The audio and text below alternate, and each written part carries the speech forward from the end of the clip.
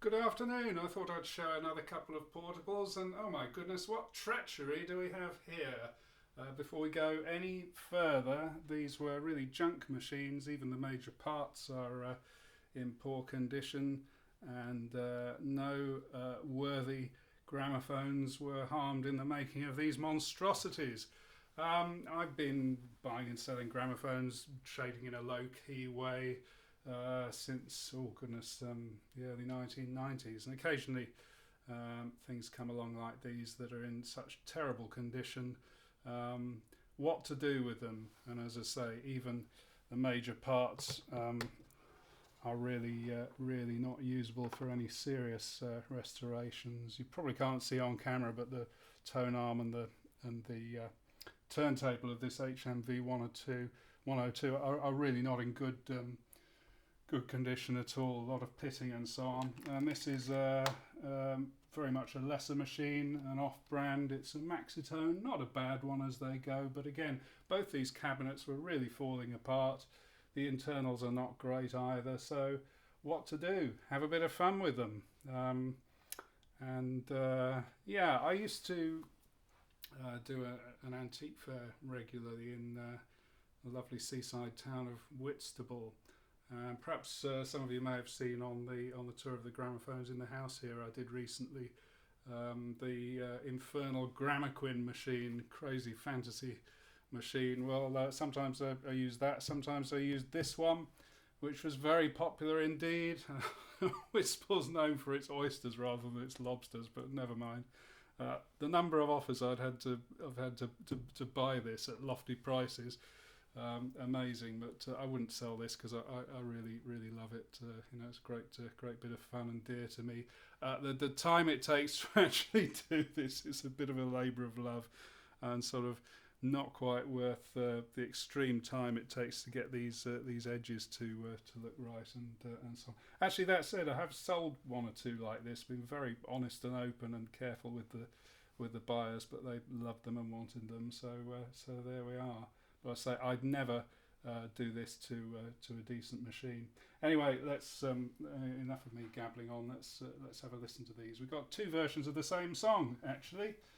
Salty Dog, a great old jazz standard, and this is Freddy Keppard and his Jazz Cardinals from 1926 on a 50s reissue record, and the Yorkshire Jazz Band playing the same tune in the 1950s. Okay, let's have a listen. I put a trusty Meltrope on this. The soundbox it originally had is not that great.